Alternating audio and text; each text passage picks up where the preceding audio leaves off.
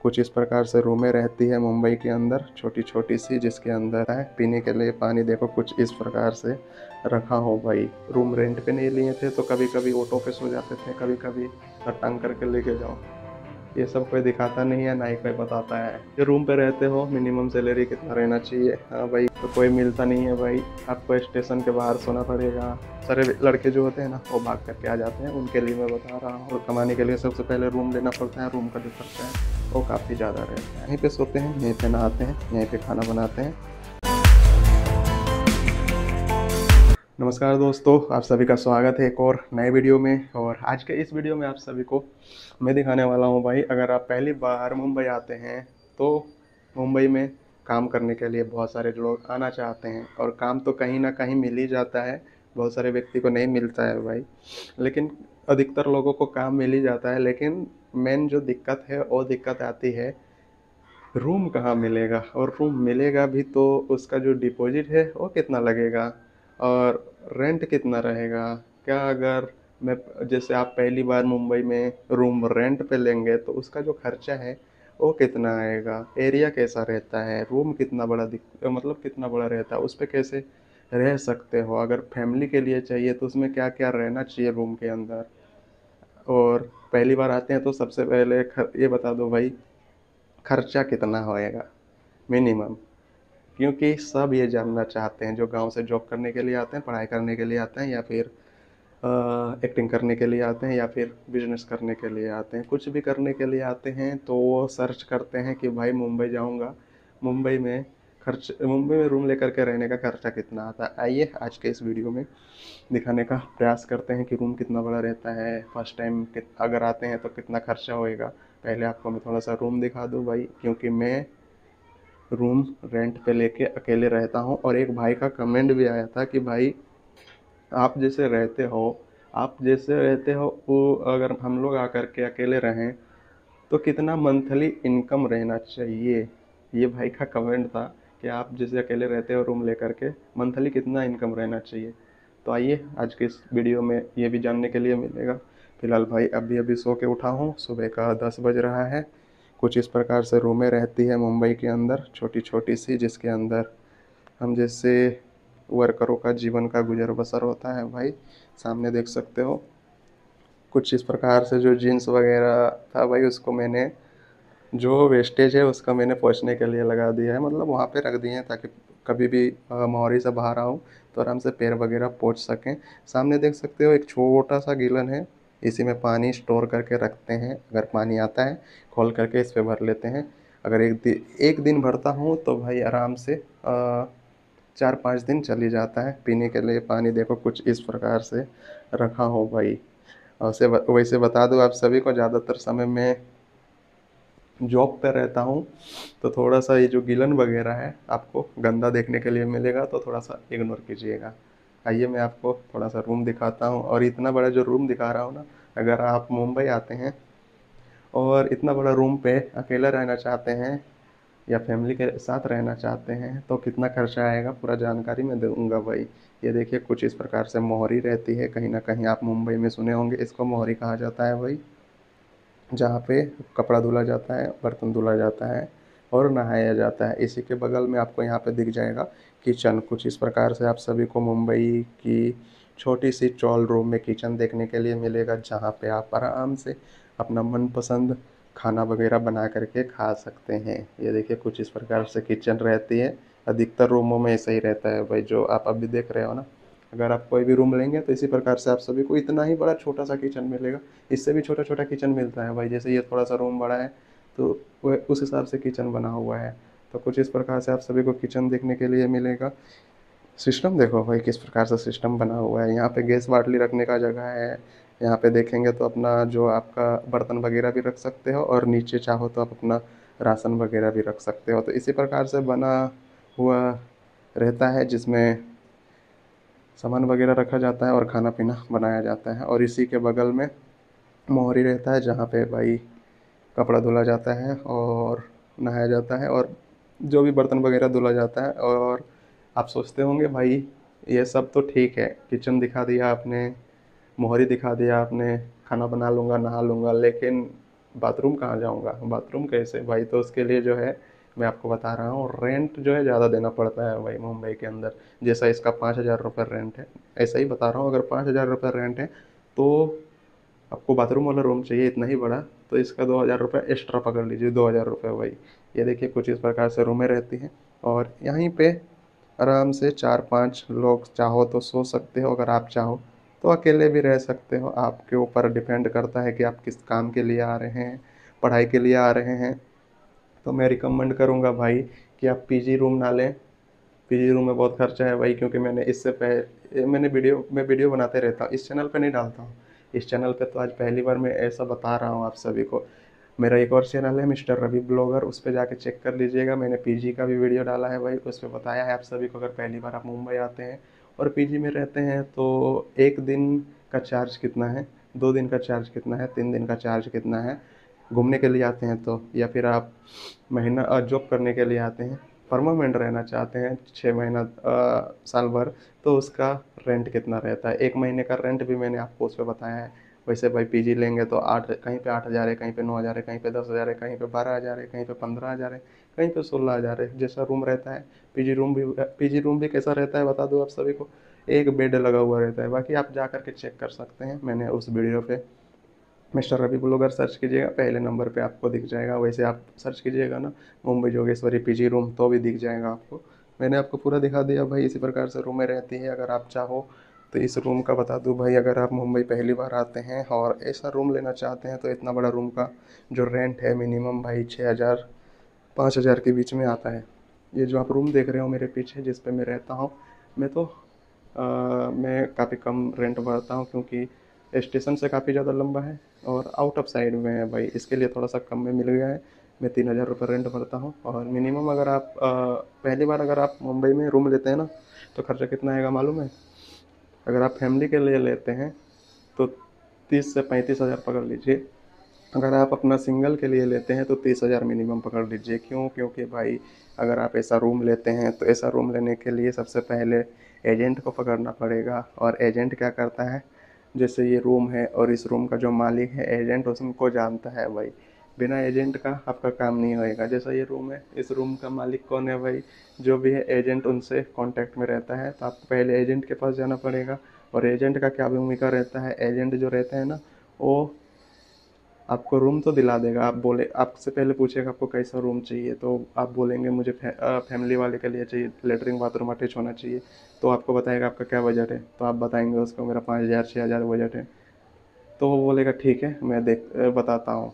तो आपसे समय लेगा कि ठीक है कल आ जाना, या फिर आप उनके पास अवेलेबल रहेगा तो तुरंत दिखा देगा। और वो दिखाता है, जैसे ही आपको लेके जाएगा रूम पे, उसके बाद वो बोलेगा कि इस रूम का रेंट है 6,000 रुपये, अगर आपको पसंद आ गया तो आप रह सकते हो। और रहने के लिए क्या करना पड़ेगा, डिपॉजिट देना पड़ता है भाई पहले। जो रूम मालिक है, जैसे ये रूम है, इसका डिपॉजिट 20,000 रुपये है, मान लेता हूँ 20,000 रुपये है। कहीं कहीं पर ज़्यादा भी मांगते हैं, 30,000 भी मांगते हैं, कोई कोई 15 में भी मान जाते हैं भाई। तो पहले डिपॉजिट देना पड़ता है 15-20 हज़ार रुपये। अगर इतना बड़ा रूम लेंगे तो 15-20 हज़ार 30,000 रुपये डिपॉजिट देना पड़ेगा। उसके बाद जो एजेंट आपको इस रूम पे लेकर आया, इस रूम का भाड़ा है 6,000 5,000, तो एजेंट को पहले 5,000 6,000 रुपये देना पड़ेगा रूम पे घुसने से पहले, कि हाँ भाई चलो ये रूम पर आ गया हूँ। उसको पहले 5-6 हज़ार दे दोगे तो उसका काम ख़त्म हो जाता है। फिर आता है रूम का, रूम मालिक को देना पड़ता है डिपॉजिट, वही 15-20 हज़ार रुपये, कहीं कहीं पे 30,000 रुपये। उसके बाद आप आराम से रह सकते हो। उसके बाद भी खर्चा आता है भाई, जैसे बर्तन लेना, गिलन वगैरह लेना, पंखा वगैरह लेना, बिस्तर वगैरह लेना, ये सब तो लेके गांव से आते नहीं है, सिर्फ बैग में कपड़ा डालते हैं और निकल जाते हैं। बहुत सारे व्यक्ति स्टेशन पे भी सोए हैं, मैं खुद सोया हूँ भाई। जब मेरे पास नहीं था, जब रूम रेंट पे नहीं लिए थे, तो कभी कभी ऑटो पे सो जाते थे, कभी कभी प्लेटफार्म पे सो जाते थे। तो वो ज़िंदगी झेल करके आज ये ज़िंदगी के बारे में आपको थोड़ा सा बताने का प्रयास कर रहा हूँ। अगर आप अकेले लेते हैं तो 30-35 हज़ार रुपये जेब में रहना चाहिए, तो ही आप ऐसा रूम ले करके अच्छे से मुंबई के अंदर रह सकते हैं और काम कर सकते हैं। कुछ इस प्रकार से रूमें रहती है भाई, जो मैंने आपको दिखाया। कुछ इस प्रकार से आप सभी को रूम देखने के लिए मिलेगा। देखिए यहाँ पे किचन है, जहाँ पे आप खाना पीना बना सकते हैं। यहाँ पे मोहरी है, जहाँ पे आप कपड़ा वगैरह धुल सकते हैं। और अगर आप बाथरूम वगैरह करना चाहो तो उसके लिए कोई अलग से सिस्टम है भाई। ये जो डब्बा है, डब्बे में पानी भरो इससे निकाल करके उस पर पानी डालो और पानी डाल करके आप चले जाओ जहाँ पे बाथरूम बना होगा, ऐसा टांग करके लेके जाओ। ये सब कोई दिखाता नहीं है, ना ही कोई बताता है। गाँव में कहेंगे भाई कि मैं ये काम करता हूँ, मस्त मौज वाली ज़िंदगी काटता हूँ, लेकिन हकीकत कुछ ऐसा ही रहता है। यहीं पे कपड़ा धुलना पड़ता है, यहीं पे सोना पड़ता है भाई, यहीं पे कपड़ा धुलना पड़ता है, यहीं पे खाना बनाना पड़ता है और यहीं इसी के बगल में सोना पड़ता है। तो कैसा लगा आप सभी को ये जानकारी? बहुत सारे लोगों का दिमाग में ये कन्फ्यूजन था भाई कि आप थोड़ा सा अपना जो रूम पे रहते हो मिनिमम सैलरी कितना रहना चाहिए। हाँ भाई, ये भी जानना ज़रूरी है। आपके ऊपर डिपेंड करता है भाई कि आप कितना बड़ा रूम लेते हैं और कौन सा काम करते हैं, आपको कैसे हैंडल करना है वो सब आना चाहिए ना। आप का सैलरी है 10,000 रुपये और आप रूम ले लिए 5,000 का, तो कहाँ से आप क्या कमाएंगे और क्या खाएंगे? 5,000 रूम मालिक को देना पड़ेगा, लाइट बिल पानी बिल अलग से, ऊपर से खाने पीने का खर्चा। तो भाई खर्चा बहुत रहता है मुंबई में। अगर आप पहली बार मुंबई आते हैं तो पूरा प्लानिंग करके आएँ तो ही अच्छा रहेगा। ऐसे दौड़ के मतलब बैग उठा करके ना चल दें कि भाई कोई ना कोई तो मिल ही जाएगा, तो कोई मिलता नहीं है भाई। आपको स्टेशन के बाहर सोना पड़ेगा, इधर उधर भटकना पड़ेगा, काम भी तुरंत नहीं मिलता है, उसको भी काम भी ढूंढने के लिए समय लगता है भाई।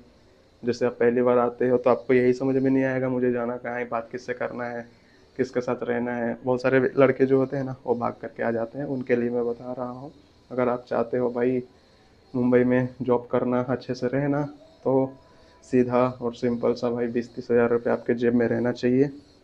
अगर आपका पहचान का है, दोस्त है, तो कोई दिक्कत नहीं होती है। आपका दोस्त रहता है वो बोलता है ठीक है आ जाओ मेरे रूम पे, और दोस्त भी दोस्त तब तक रहता है जब तक आप उनसे अच्छे से बात करोगे। कभी कभार अगर बहस हो गया तो बोलेगा भाई आप कहीं और देख लो, तो उस समय भाई दिमागों में कुछ काम नहीं करता है। कहाँ से 30,000 40,000 रुपया जो है रूम लेने के लिए कहाँ से आएगा भाई?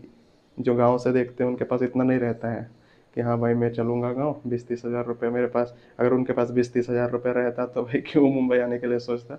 और ये सोचते हैं कि जाके कमाऊँगा, और कमाने के लिए सबसे पहले रूम लेना पड़ता है। रूम का जो खर्चा है वो काफ़ी ज़्यादा रहता है भाई। ये जो ज़िंदगी है मैंने आपको दिखाया, इसी प्रकार से छोटी सी रूम पे ज़िंदगी होती है भाई, जिस पे हम जैसे जो वर्कर हैं और रहते हैं, अपना जीवन का गुजर बसर करते हैं। यहीं पे सोते हैं भाई, देखो यहीं पे सोते हैं। ज़्यादातर समय तो अपना जो है वो जॉब पे निकल जाता है। यहीं पे सोते हैं, यहीं पे नहाते हैं, यहीं पे खाना बनाते हैं।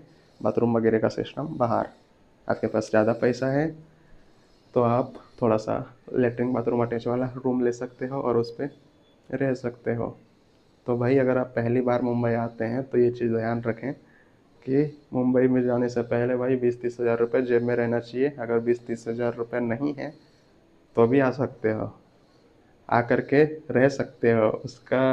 उसके लिए अच्छा खासा पहचान चाहिए। जैसे आपका दोस्त हो, आप बोलेंगे कि भाई मेरे को भी मुंबई जाना है, मेरे को भी जॉब करना है, एक्टिंग करना है, पढ़ाई करना है भाई, मुझे भी साथ में रख लेना यार।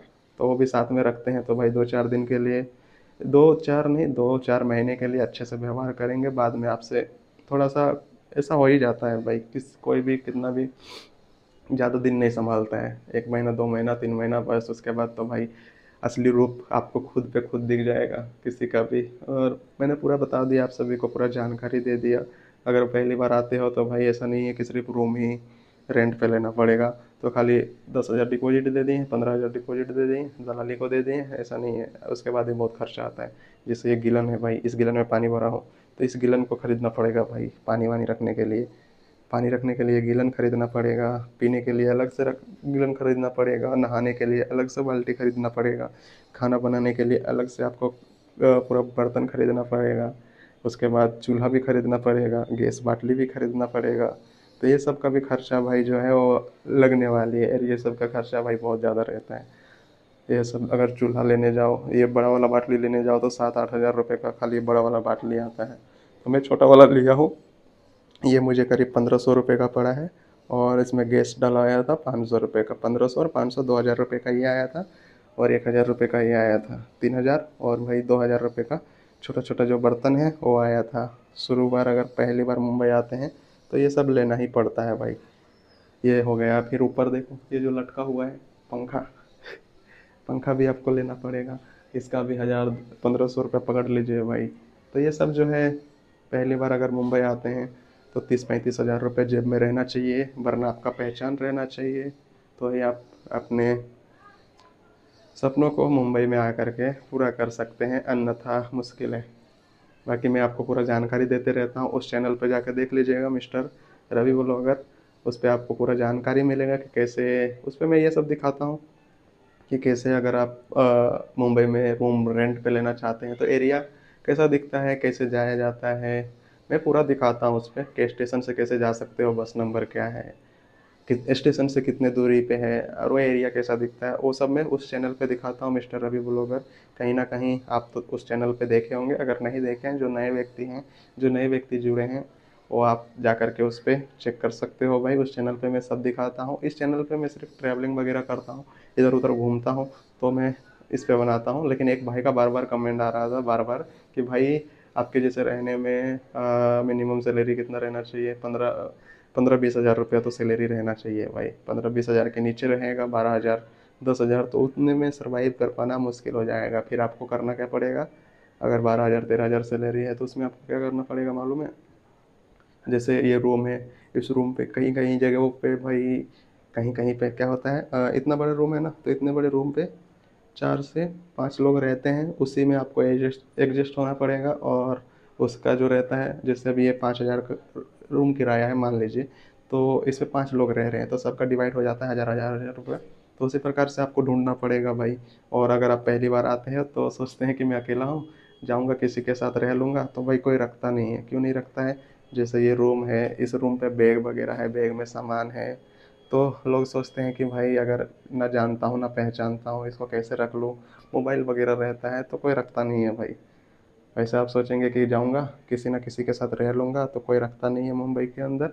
आपका दोस्त है, रिलेशन वाले हैं, परिवार वाले हैं, तो ही रखता है भाई, अन्यथा कोई रखता नहीं है। आपको मैंने पूरा जानकारी दिया, कुछ इस प्रकार से रूमें रहती हैं। और इस रूम का जो किराया है, 3 हज़ार रुपये मैं भरता हूँ, लाइट बिल, पानी बिल सब अलग से, 3 हज़ार में सब आ जाता है मेरा। थोड़ा सा सस्ते में मिल गया है, लेकिन भाई अकेले रह करके ये सब मैनेज करना वो थोड़ी सी मुश्किल होती है, क्योंकि मैं करता हूँ तो ही बता रहा हूँ आप सभी को। और आपको कैसा लगा ये वीडियो, कमेंट करके ज़रूर बताइएगा। और पहली बार मुंबई आते हैं तो मैंने जो जो बताया, एजेंट से भी मिलना है तो भाई एजेंट कैसे ढूंढना है, वो सब मेरा उस चैनल पे मैं बता दिया हूँ भाई, जाके चेक कर सकते हो, मिस्टर रवि ब्लॉगर पे।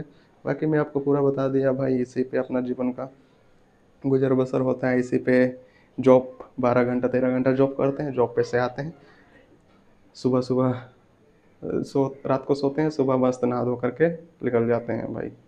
और ये वीडियो आप सभी को कैसा लगा कमेंट करके ज़रूर बताइएगा। और अपना कीमती समय निकाल करके पूरा वीडियो देखने के लिए बहुत बहुत धन्यवाद। मिलते हैं इसी तरह एक और नई वीडियो में, तब तक के लिए जय हिंद।